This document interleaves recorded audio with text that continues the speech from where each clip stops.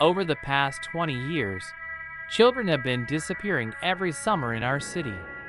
They vanished without a trace, leaving no clues about the crime or evidence of their demise. During the police investigation, the bodies of the missing children were never found, as if they had simply evaporated into thin air. Naturally, these cases gave rise to a proliferation of conspiracy theories in the city, ranging from monsters and aliens to more down-to-earth versions about maniacs. But most of the townspeople blame the lake for everything. It is a beautiful little lake, lost in the peaceful Bashkir forests. Despite the fact that its surface was always smooth and motionless, there was a strong current in the center of the reservoir. Many assumed that underground rivers were to blame, but as it turned out a little later, the reason was completely different. Local authorities repeatedly warned people to stay away from this body of water, but of course, there were always those who wanted to go against the system. After all, forbidden fruit is always sweet. My friends and I were among the few daredevils who went there to swim, despite the rumors. We simply adore the lake, crystal clear water, and a surprising absence of wildlife around. How many wonderful summer days we spent on its shores, leaving only when we got badly sunburned or when our parents lured us away with ice cream. We were too young then and thought we were invincible. Years passed, and high school was coming to an end. Of course, my friends and I, like all the other students, wanted to go to university and start a new life. But first, as was customary, we decided to go on a joint expedition with the guys, the main purpose of which was to find out where the children from our town had been disappearing to for many years. Strangely enough, it was that summer that my friends and I were able to uncover the mystery of Dead Lake. Thanks to our summer jobs, we managed to save up a decent amount of money. We spent some of it on inexpensive video cameras, which are usually used by bloggers. As the leader of our small search group, I decided to place them where the children were last seen. As it happened, most of these places were located in the woods near the lake. Unfortunately, the camera's range of vision was not enough to cover the entire body of water, so we had to observe some areas of the lake manually. So to speak. At the time, I thought it was a brilliant idea. However, we had no idea that the police had already done the same thing before us. Of course, this did not yield any results. By the time all the cameras were installed, it was already early evening. The plan was to catch and record the moment of the incident so that we could intervene in time and save the child. Looking back now, I can confidently say that it was a terribly ill-conceived plan, but we were teenagers. What can you expect? So on that day, as expected, nothing happened. After setting up the cameras in the forest and by the water, we left the place and went home safely. Every day, I collected and reviewed the camera recordings, and sometimes even organized patrols around the lake with my friends, combining business with pleasure.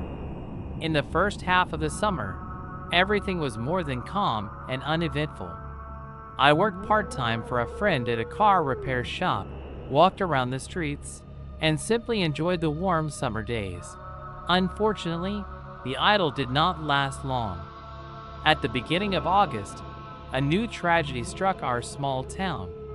A boy named Timothy disappeared in broad daylight.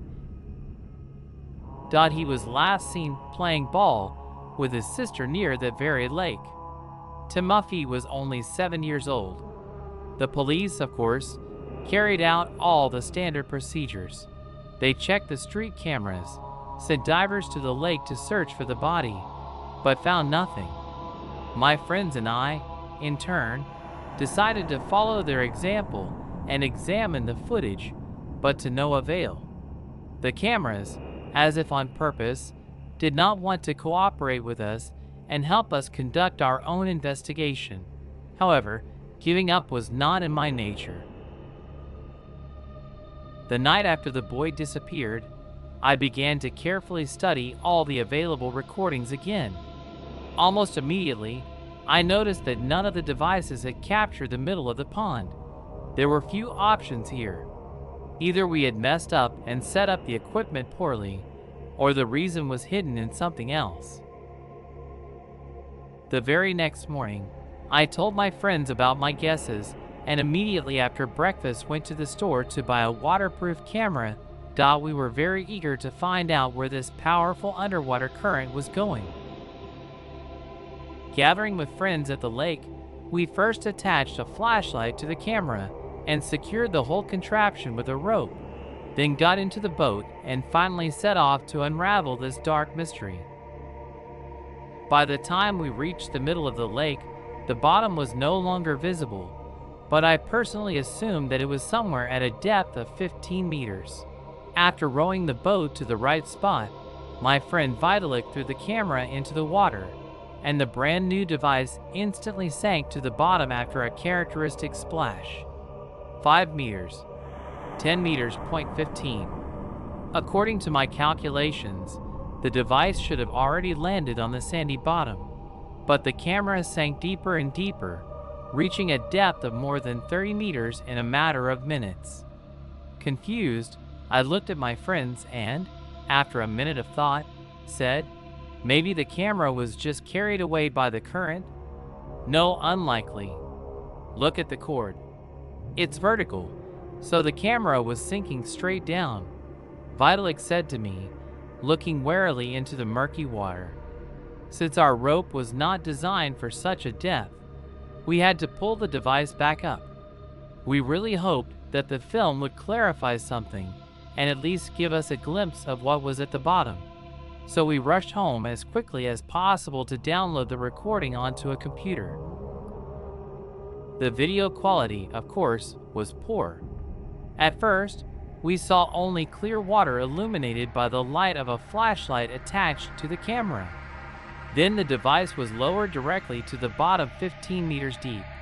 And that's when my friends and I saw something else. It was a small hole that opened and closed like a mouth trying to process something. It opened its mouth only briefly, which is probably why no one had discovered it before us. With its actions, the strange creature created a kind of vortex, which literally sucked everything around it into the hole, including our camera.